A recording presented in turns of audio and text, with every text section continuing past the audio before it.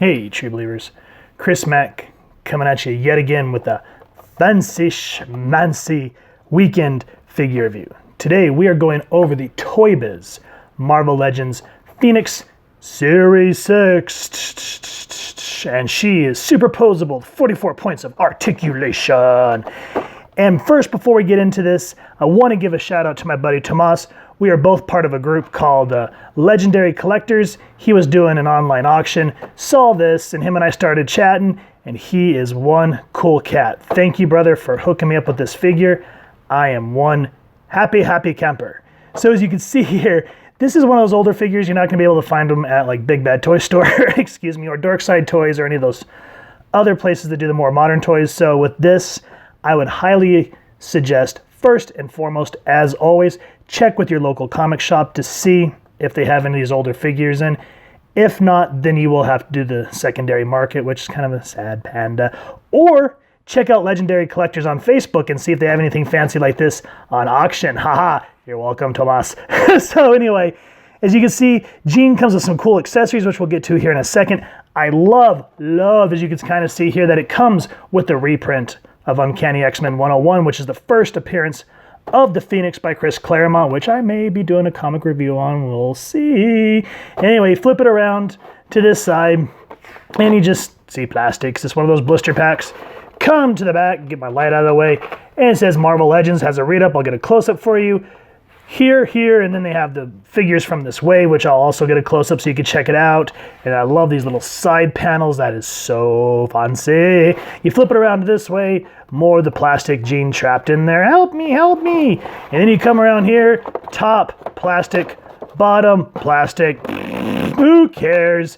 But what we do care about is this Phoenix an awesome figure or not? So let's get Ms. Gray out of the package and check her out. And here's Jean out of the packaging. And once you get her out and pose her with that fire effect, oh my goodness, guys, does this look epic. I do wish that the Firebird was a little bit taller, because then you can kind of get an idea of the scale of the power of the Phoenix, even though it's wonderfully created. I love all that translucentness in it. And you put it on top of a light like so.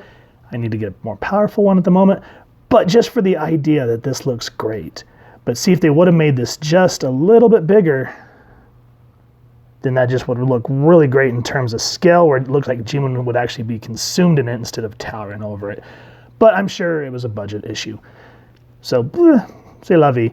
I'm just happy to have it, because I think this Jean looks really nice. I do prefer the Marvel Legends one, which we will eventually go over.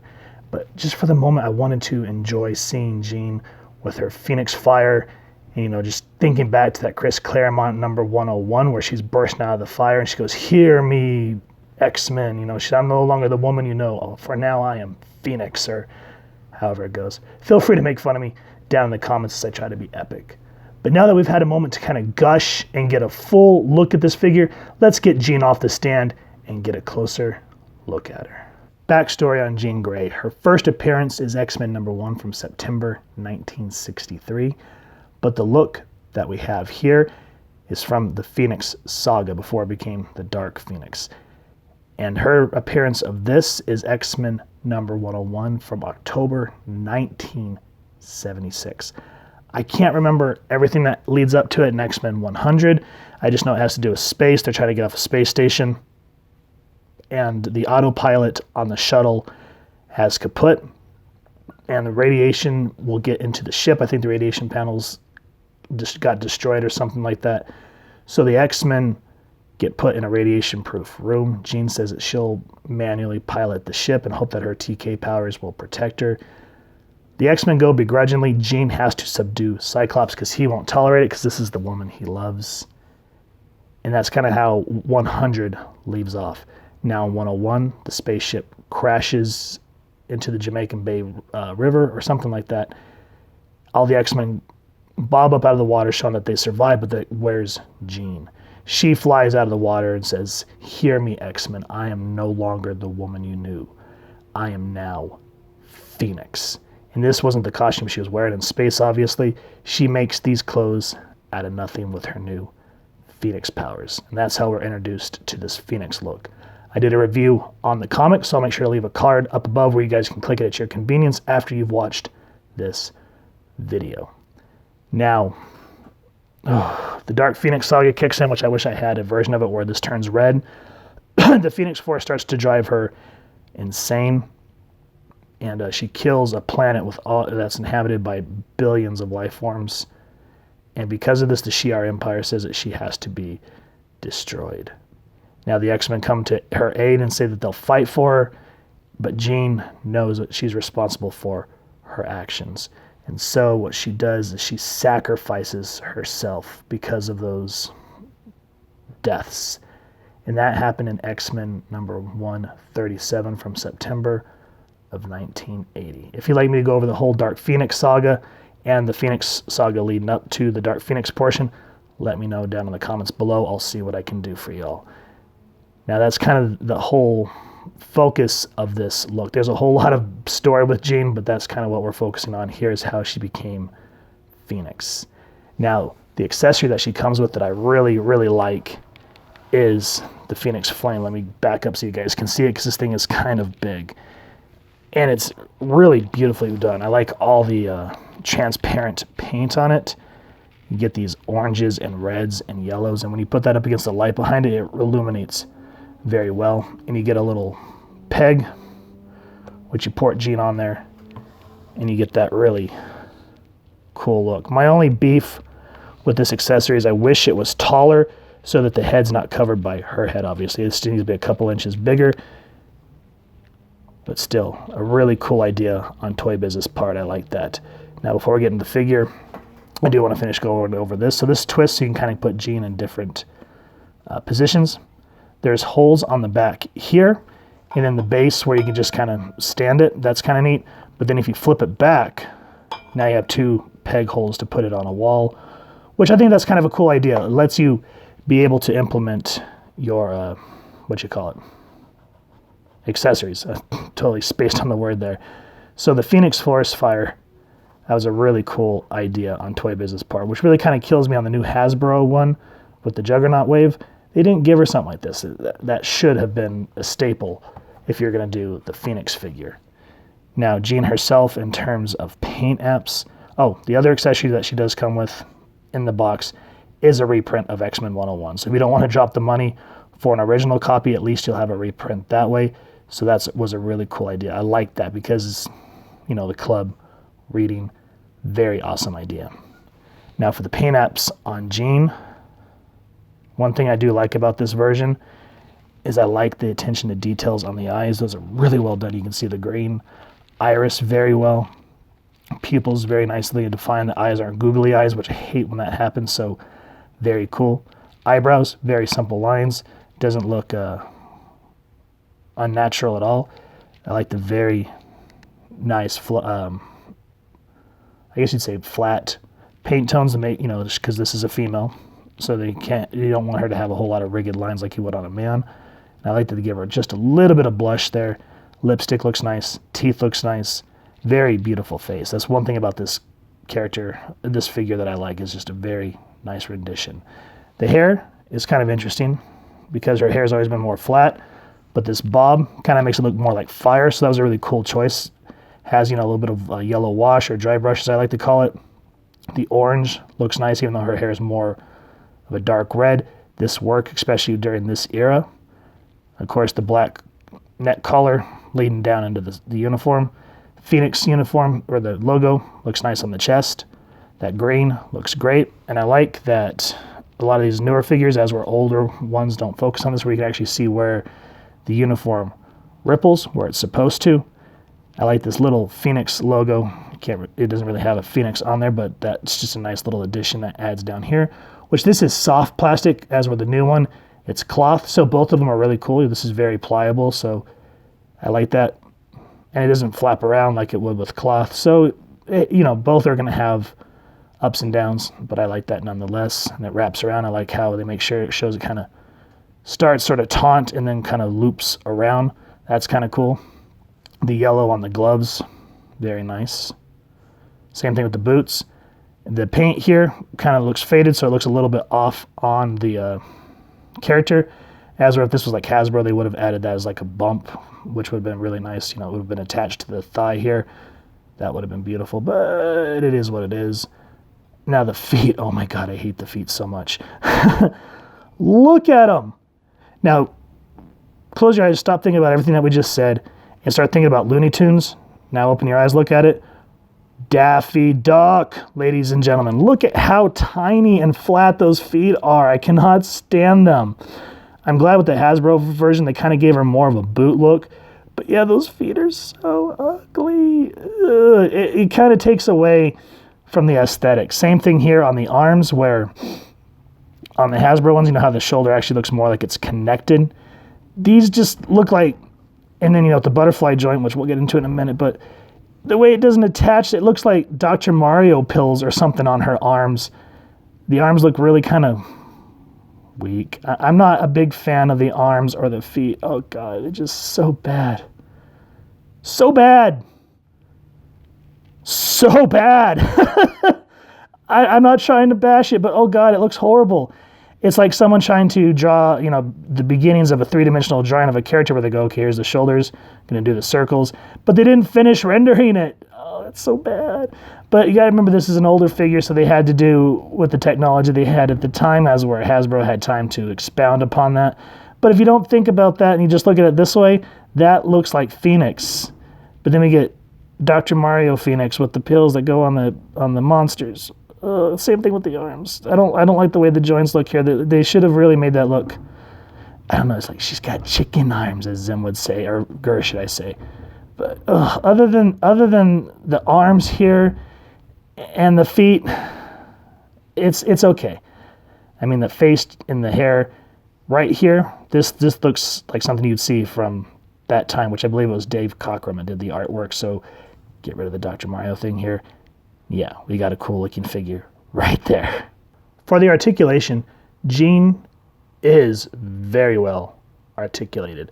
One thing Toybiz did get right that Marvel Legends is kind of flubbing on is on the head. So she can look down, because there's this extra joint, as you can see here.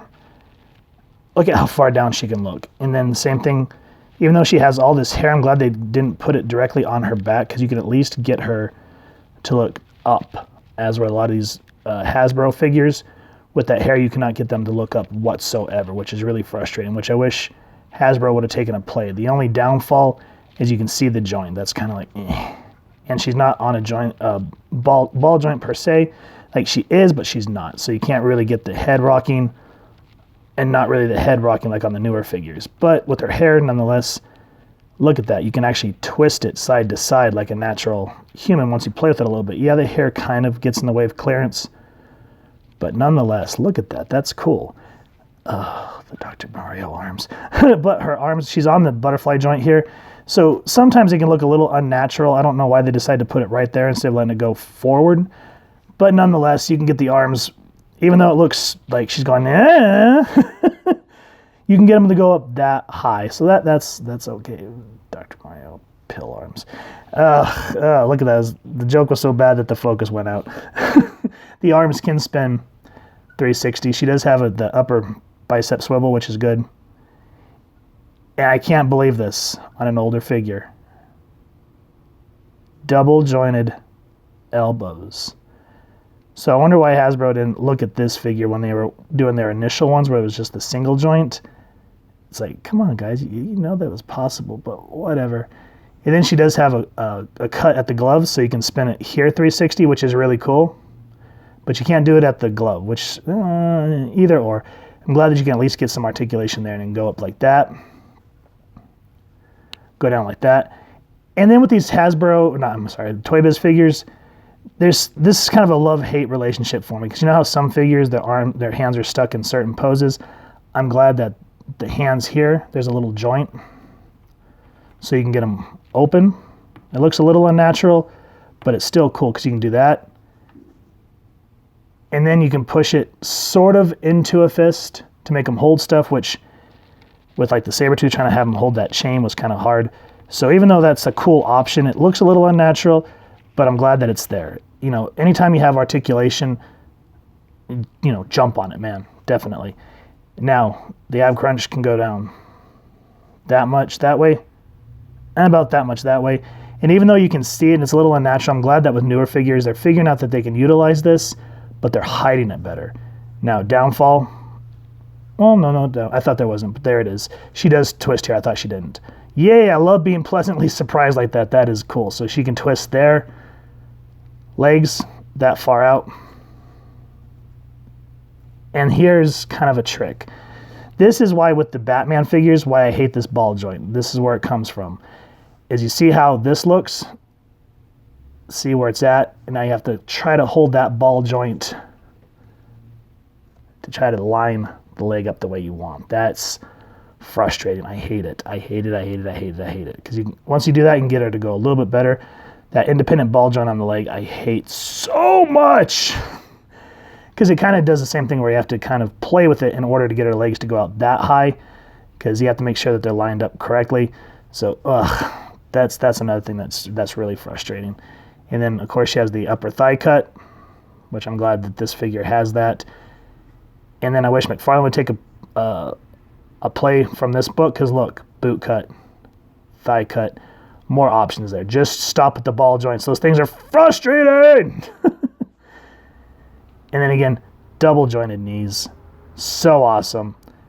It's like, Hasbro, why didn't you learn from this in the beginning? You are now, but why not in the beginning? So the feet, the platypus Daffy Duck feet. Ugh. So you can go down that much, up that much. So that's good. And then, see, this one I'm glad with McFarlane, where you do the toe articulation. It looks more natural, as where this just looks like pancakes. You know what I mean? So, and then she doesn't really have, she has a little bit of a ankle pivot. So that's cool. I mean, for an older figure, yeah, there's a couple of things that are frustrating. But overall, I mean, look at how much range you can do with her. So even though Dr. Mario arms and Daffy Duck feet, nonetheless, great articulation. Thank you for that, Toybiz. Comparison, here's our Toybiz Jean Grey up against the Marvel Legends Love Triangle 3-pack. And as you can see how this figure had some good ideas and how Hasbro kind of takes the look and expounds upon it, because you can kind of see the generations where they no longer have the Dr. Mario pill arms or the Daffy Duck feet. So like for Jean, for the Love Triangle Jean, if you look at her foot, which I'll try to focus on it for you guys,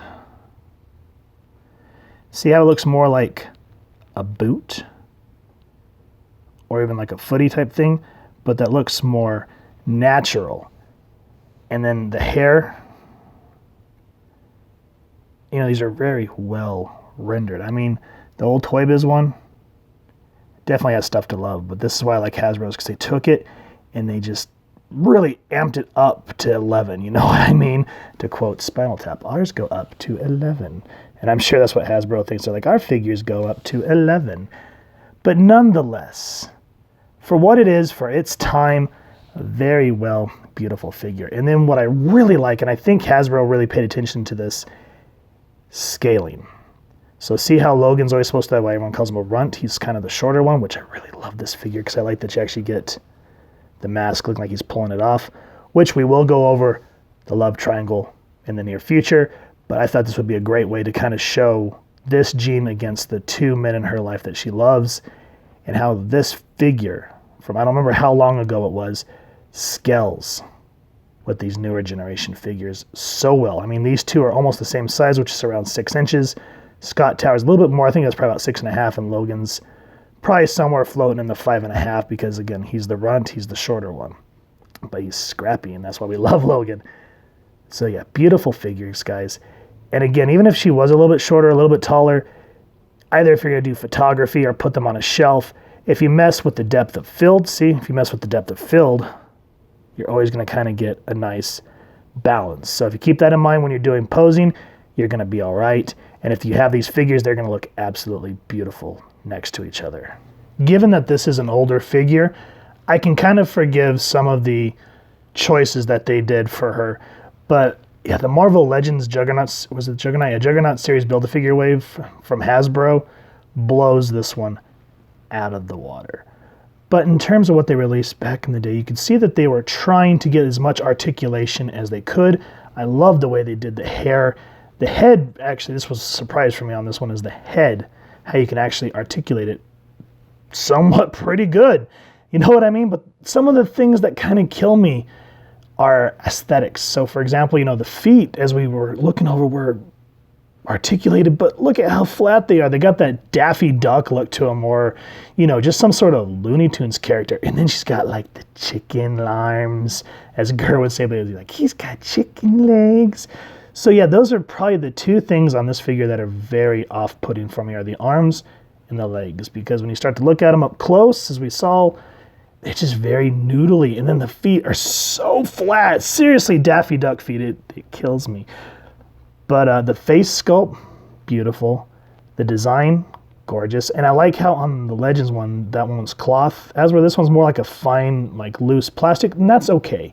But I kind of like that Hasbro kind of took this idea, expounded on it, and gave us a better version. But nonetheless, you have to appreciate where they kind of got their ideas and what Toybiz did before them. So I can't complain too much. I'd probably give this one an 8 out of 10, just because it's still posable. It looks like Gene. The paint apps, for the most part, are beautiful, and it looks just like what Chris Claremont and Dave Cockrum and all them created back in the day. So if you guys have enjoyed this figure, please first and foremost check with your local comic shop to see if they can get it in stock for you, or see if someone has traded in. If not, then as I said, please make sure to check out Legendary Collectibles, because that's where my buddy got this for me. And it's just a really cool idea, and it's also helping fellow collectors out. And if you have enjoyed this review, we really would appreciate if you take a moment to hit like, share, and subscribe. Helps the club channel more than you can possibly know. And if you wouldn't mind hitting that fancy little Phoenix bell next to subscribe, that way as we continue to upload content, you guys get notified. Come to the channel, and we love to hear your feedback and just yip yap with y'all down in the comments below, or on our social media pages, which I'll make sure to leave the links down in the description below. So with that said, photo slideshow coming up next, and thank y'all so much for stopping by, and I hope y'all continue to have an absolutely amazing day reading, and happy hunting, true believers.